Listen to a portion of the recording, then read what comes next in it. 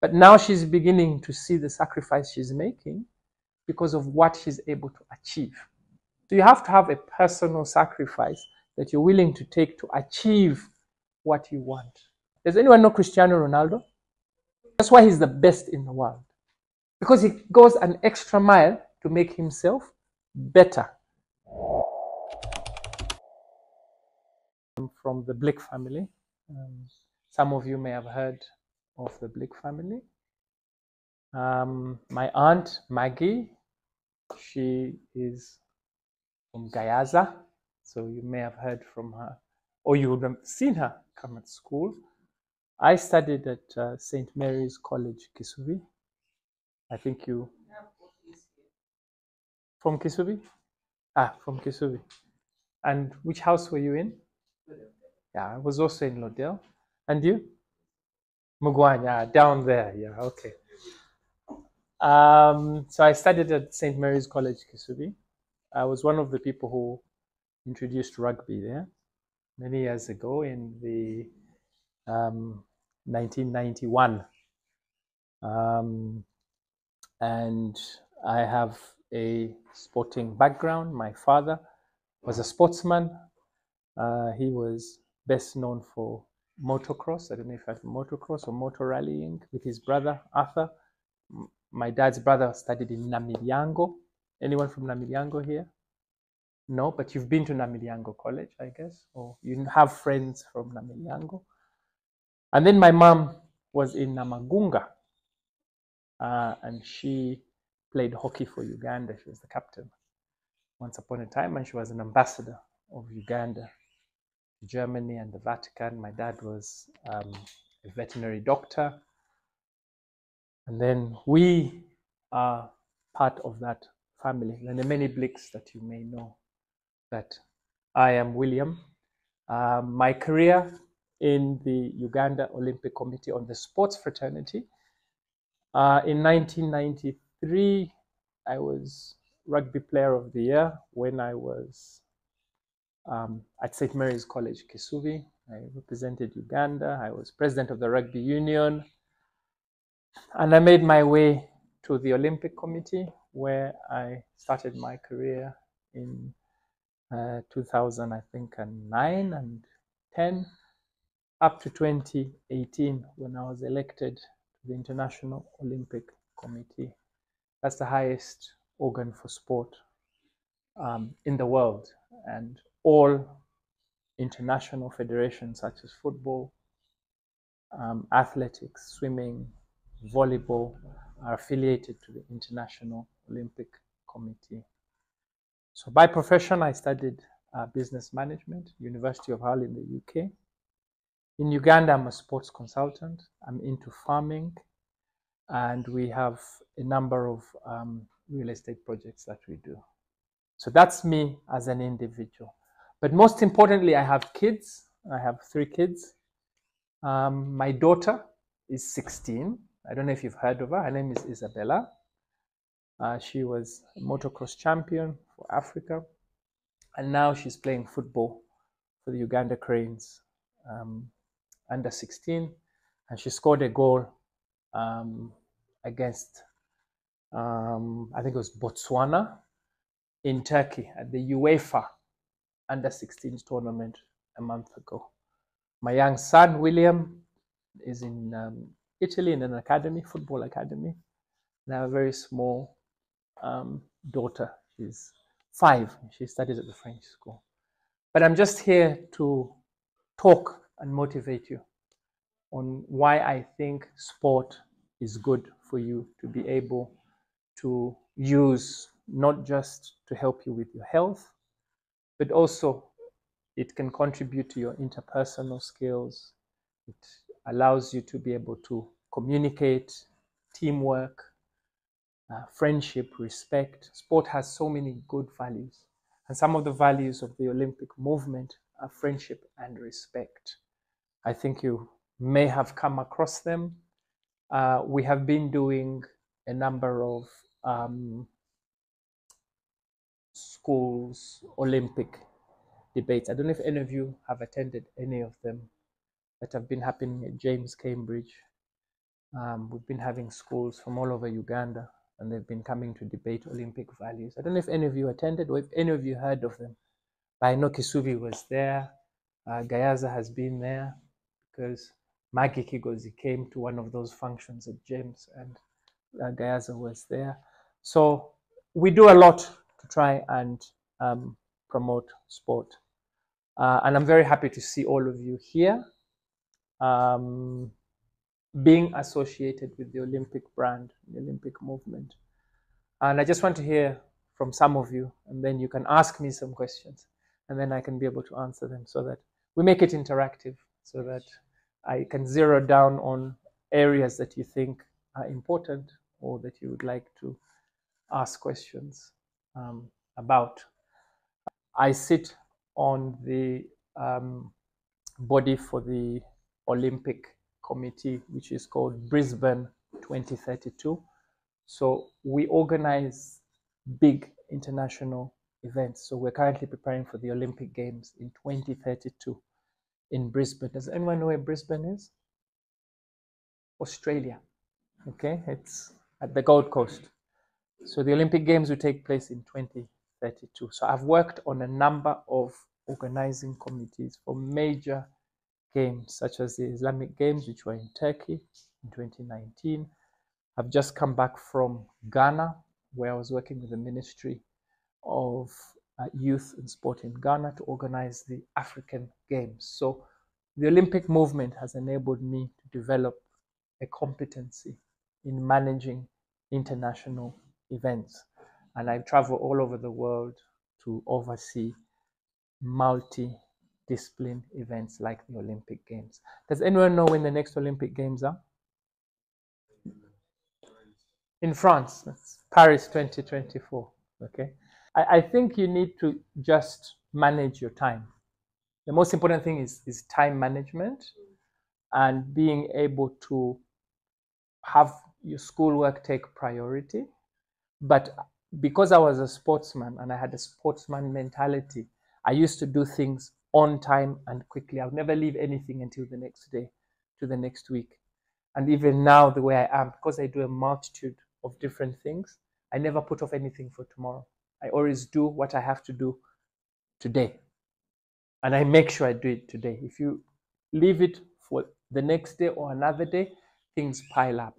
So when you want to have a multitude of different professions that you'd like to do, some of you want to be a professional sports person, some of you want to do business, some of you want, you want to be a doctor, then you want to play sports, or whatever it is, you need to really be able to manage your time. And I think managing your time at school and at home is being organized and having a timetable. So what I do with my kids when we go back home for the holiday, we sit down and agree, what homework do you have?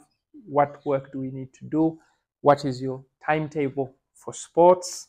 And we follow it strictly to time. Okay, so it's very, very important that you are organized as an individual, and you must have an organized life. So you wake up with a purpose when you have to do A, B, C, and D. And never put your energy in something that doesn't develop you. Are we together? Always do what develops you, and make sure that the people you associate with will take you somewhere. Okay? Good people will develop you better and faster than people who are not productive. And we call them productive people. So always try and make sure that your friends and the people you associate with or try to associate you with, you learn from them. Okay?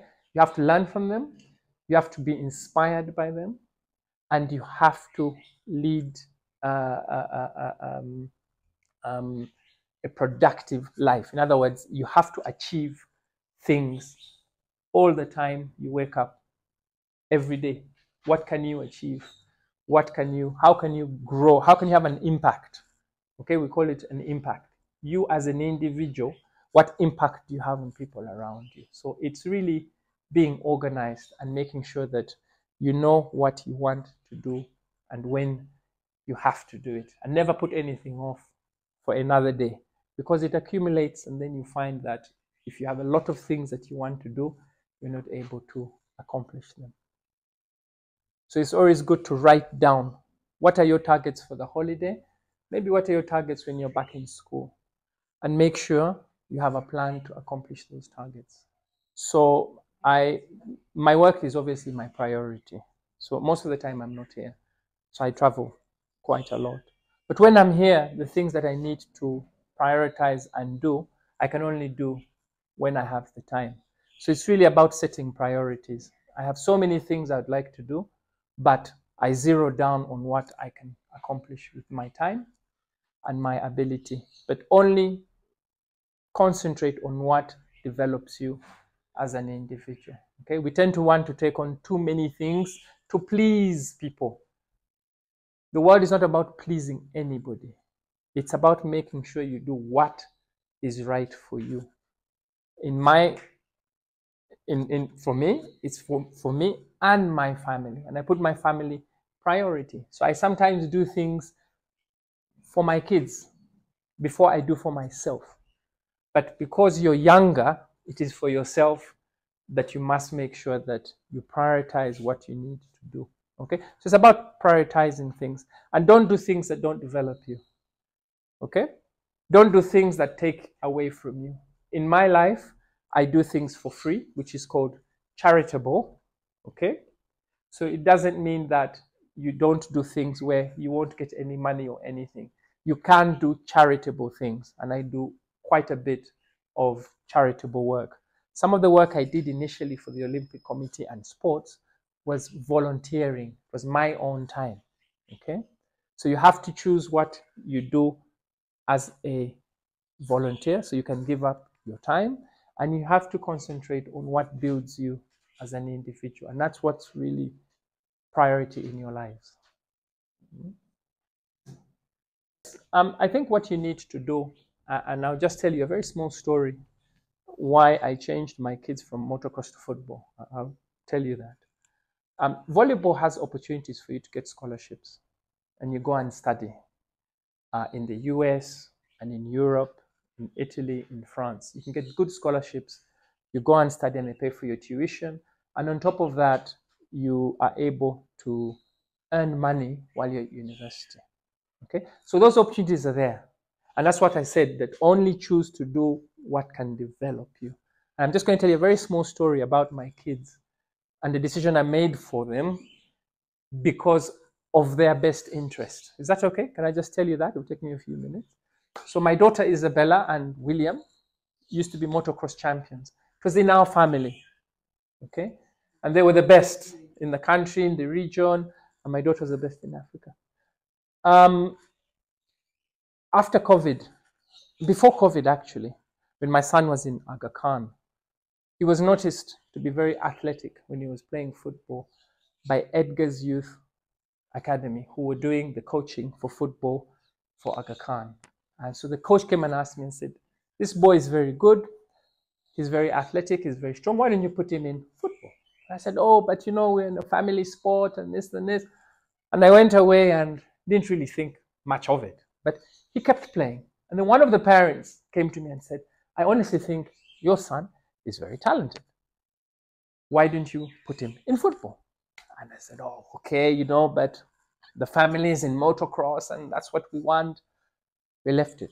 When we went into lockdown, just before lockdown, there were some wrangles in the governing body, which is called Federation of Motorsport. So I think it was fate also. Yeah. So there were wrangles and two separate bodies had emerged wanting to control motorsport. And there was an impasse. Does anyone know what an impasse is? Impasse? Not being able to agree or to join. No one wants to go there anyway. So I said, oh, let me leave. Let's go into football. Okay. So I made two reasons why I went into football. One, because there was an impasse, we lost a lot of money from sponsorship from my daughter. She was sponsored by Jessa. Okay. She was a brand ambassador for Jessa. And I'll show you her video if you don't mind, just as an inspiration. And we lost that sponsorship and from 2 or 3 other companies. So we didn't have money. to go into racing, and racing is very expensive. So I sat down with my wife and said, you know, I'm going to go into football. Let me first read, because I was told by the coaches. But when I read into football, I realized that my daughter is an athlete and she's intelligent. But the majority of the girls who are playing football were not as intelligent. In other words, they had a greater skill for football and a lesser ability intellectually. Does that make sense? Yet my daughter was a little bit the other way around. She had more intellect, but not the top end of intellect, all right? But her sport was above average for football, because she was doing football and motocross. And I looked at what was in the best interest of my daughter, and that was the university. So Africa gets many scholarships for sports, and the more scholarships we get are for football. But the majority of the players in Uganda cannot have those scholarships because intellectually they're not very clever. They can't even have an interview on TV. Now I've seen that. So I looked at it and I said, this is a gap for my daughter, because intellectually she's above average and sport she's above average. But if we work on both, we can be in a position to go for a scholarship. Africa gets scholarship for girls. Africa gets scholarship for being a poor continent. But we don't use those scholarships because we don't have people who meet that simple criteria. So I took my daughter and I said, you're going to study in the US. She was the happiest. I said, but you've got to work for it because I don't have the money. So I said, how are we going to do that? I said, the plan is you play football. I take you to an elite level with extra coaching, and it's a big sacrifice. And then we go for the scholarships to big universities in the US, and we should get a scholarship because they look for African women. Actually, there are more scholarships for girls than there are for boys. But there are a lot of scholarships for Africa, but we don't take advantage of them. Now, in a sporting sense, the majority of the top athletes are not intellectually. Are we together? And I'm saying it in a good way. So you really understand that if you have the ability to play and you put in more effort and you come from the good schools that you're in, you can get some of these scholarships. You can actually get some of these scholarships. And we can help you look for colleges and universities that take in athletes. Okay? So you've got to work hard. So my daughter, luckily, I put her on coaching. She now plays with Uganda Matters, who are in the women's league. So she's a 14-year-old who was playing in the women's league, in the top league of the women. Uganda Matters is number 3 now. And she was put to the junior team because she was small, not as strong. And the coaches were worried. She's playing with women. She might get injured. And, you know, she was lacking in strength because a 14-year-old is not the same as an 18 or 20, even a 30-year-old. But now she's playing, and we were blessed that she went to the national team. Okay? So now we have an opportunity to get a scholarship for her to go and study in the US. Okay? For my son, it was even luckier. We keep going on holiday because my sister is in Italy. He played in a tournament, he was noticed, and they said, we want him. So I arranged, and he's now in Italy. Okay? So we took a decision to do something in the best interest of the children. Okay? We had to change sport. We changed from motocross to football. And now we have an opportunity to actually go and hopefully get a scholarship. But you have to work very hard at what you're doing. So it doesn't come easy. Some of you are playing volleyball, some of you are playing basketball, some are playing football.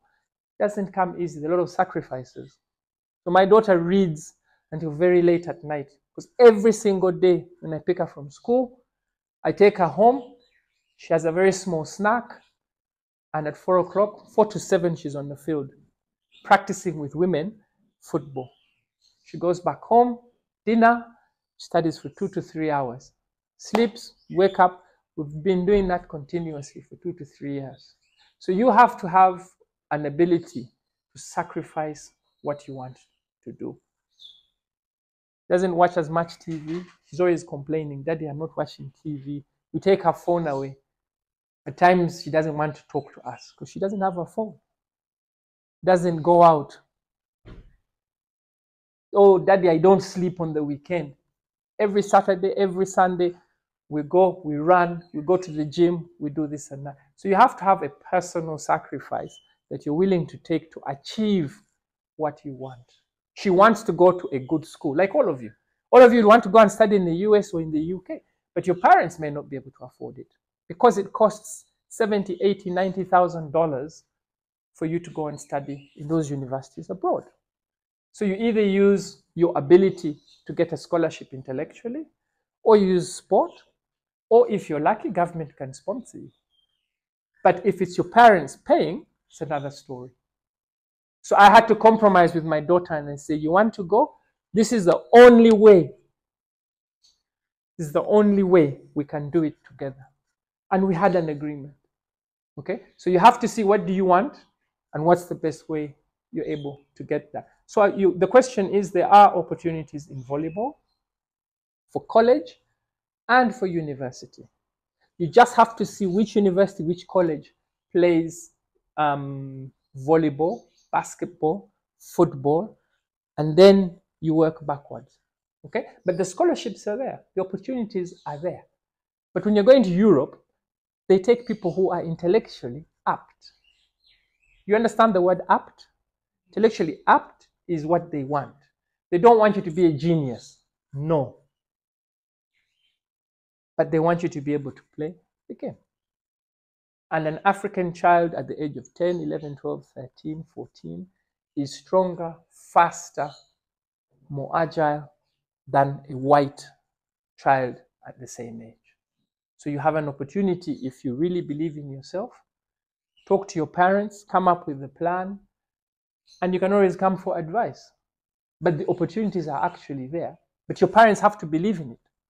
A lot of you want to do something, but mommy and daddy don't understand it. It happened to me. When I was young, my parents didn't understand. As much as my father and mom played sport, they didn't understand the professionalism. It wasn't really as professional as it is today. There were no scholarships abundantly as they are today. Sit with your parents and negotiate and say, mommy, daddy, I want to play volleyball. But I think I can play volleyball if I go to Italy. Italy has one of the best leagues for women. Spain, France, handball, volleyball, basketball, whatever it is, you can actually do it if you put your mind to it. But you have to negotiate with your parents. Are we together? What do you want to do? What do they want from you? And you negotiate with them. If you went back home and told your mom or dad or both of them that, Dad, I want to go to the university in the US, but I think my ability can get me there. Can you help me? There's no parent who will not listen to you. And use that as a tool to negotiate. That's what I've done with my kids. Okay? I am not there yet, but I am closer than I've ever been. In other words, my daughter, the way where she is now, I think if it was time to go for the scholarship, we'll have a very high chance of getting a scholarship because she's already represented on the national team. She's playing in the women's league, and intellectually, she's above average. So sitting for those exams would not be a problem. Are we together? So you have to sacrifice and negotiate with your parents on what you want and what they want. You must meet them halfway. Their priority now is education. Yes? Mommy, I want to go and play. No, you have to read your books. So you have to meet them halfway. There must be a reason why you're doing the sport for your parents to allow you to have extra time. Your freedom comes when you are starting to achieve what you set out to achieve. Freedom doesn't come now because you're only starting your journey. You have to sacrifice and live what you really enjoy. Not have to do, but enjoy. Because at this age, it's about enjoyment. You want to be happy, you want to feel good. But that's not necessarily what's the best for you. So this freedom will come when you are achieving some of your life goals. So where you are now, you have to have your targets. What do I want to do in the next 1 year, 2 years, in the 3 to 4 years? Up to university. The moment you finish university, you're on your own. So between now and university, you have to really think, what do I want to do? Because when you finish university, your parents would have done everything they can possibly do for you. So your freedom will actually come when you are achieving what your targets are. You'll be given your freedom. Right now, it's about sacrifice. That's what I keep telling my daughter. I fight with her. Some days we don't talk, but now she's beginning to see the sacrifice she's making because of what she's able to achieve. Okay? So don't really worry about this. It will come. And freedom comes when you are an achiever. So you have to work hard to achieve. You'll get your freedom. I think most of the times when I couldn't achieve what I wanted, I would always want to quit. Okay? Always. I want to make the team. I haven't made the team. There are many times I didn't make the team. Okay? But I never stopped. I have a lot of friends that we were with together who didn't achieve because they didn't believe in themselves. So you first have to believe in yourself that I can actually achieve. And then it's about sacrificing and saying, okay, I haven't made it, but I'm going to keep trying and trying. Life is about experiences. No one is successful all the time. Are we together? No one is perfect. So life is just experiences that you learn how to understand what you did wrong, and the next time you better that. Okay? So it's about being persistent. It's about taking your own time to do extra work for yourself. Okay? You can never learn in a group and you're all the same. Because in this room, some of you are clever. Some of you don't need to study when you go to class. You're naturally very clever. Some need a bit more reading. Some may even need coaching in the same class to do the same task. So you have to be able to evaluate what is your ability. And then if you're not as good as the next person, you make sure you work 10 times harder than him. Where I grew up from when I went to do university was in the UK. I had to be 10 times better than a European boy. Same qualification, same experience. I'm black, he's white. I had to be 10 times better than him. So you have to make sure you're so much better than the person next to you. I had to do that. I also lost many opportunities because I was black. I was African. I lost many opportunities. But the few I got, I made sure that I utilized them. So you have to really make sure that you work harder than the person next to you. Does anyone know Cristiano Ronaldo? Who is he?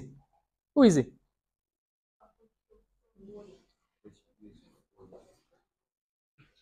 He's a volleyballer, right? He's a volleyballer. Cristiano Ronaldo is a volleyballer. You didn't know that? Okay, Cristiano Ronaldo is one of the most famous footballers in the world. He earns more money than any other player. But Cristiano trains harder than anyone. You Google Cristiano Ronaldo training. When his players or his teammates are turning up for practice, Cristiano is already there. He's already started. Are we together? When they're leaving, Cristiano is still doing his practice. Cristiano Ronaldo. When he goes home, he has a personal trainer who does work for him. He has a personal trainer who tells him you have to sleep at this time. He has a personal trainer who tells him you have to eat this type of food. Are we together? That's why he's the best in the world. Because he goes an extra mile to make himself better. If you look at all the other players, they turn up in their big cars. They turn up on time. They train. As soon as the coach says it's done, they run away. But Cristiano is almost 40. He's playing with 25-year-olds, 26-year-olds, 30-year-olds. 41, 42, 43. So if you put in the hard work yourself as an individual, you'll always be rewarded. What you put in is what you get out. If you put in small, you get small out. So you have to work harder Your mentality should be, I'm working 5 times harder than the person next to me. That's what I have grown up to be able to instill in my children, in myself, and in people I come across. You have to work harder than the people next to you. If you're going to think of going abroad, you will then realize how much more difficult it is. Just not on ability, but just the color of your skin.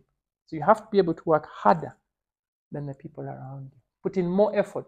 Take your time and see what else you have to do by yourself and practice. I think you need to take what suits you and never take anything that you believe you cannot do for the sake of doing it, because you will get halfway and then you won't be able to finish what you've started. So always take what you can do. There's some things you say, no thank you. If you're doing 2 things, try and specialize in one. Okay, don't try and be a jack of all trades. Never try and do 2 or 3 things. Try and specialize in one and do it properly. The rest, you can take on 1 or 2 other things. Okay, but at this stage, at your age, you should have already identified one sport. Okay, at the age of 12, ideally, that's when you'd have said, I'm going to be a volleyballer. You're playing your volleyball. Not when you reach 15, you say, oh, I want to do handball. Then I want to do basketball because you see the NBA on TV. You have to be consistent. You should have made your mind up now what you want to be. Okay? You really need to have your parents' support. Okay, and I think that's where it should begin. At such a young age, you shouldn't make the decision alone. Okay? And that's the impact I've had on my kids. We sat down and made a decision that we're going to play this at school. This is how we are going to move going forward. So it's very, very important that you involve your parents. Don't make decisions alone. You need support. You need a support mechanism, either to help you in the process and helping you financially to do extra work, coaching, or whatever you need, or moral support, because that's equally as important. Okay? But you need to specialize. You need to specialize and concentrate on one sport. And you go for it. Okay? You really make sure you give it 100%, 110%. Time never catches up. You can't make up time tomorrow. I think what you have to do in life is always make the best of what you have. So you may want to do something, but you can't. It's not available. So whatever you have, you treat it like gold. Even when you don't like it, learn to like it. Are we together? You only become a chooser when you have an option. And then you take the best option. But if you only have one, you don't start to dislike it because you never wanted to do it and you wanted something else. Always love and appreciate what you have to the fullest. If you get a better option, you weigh your option and you take the best option.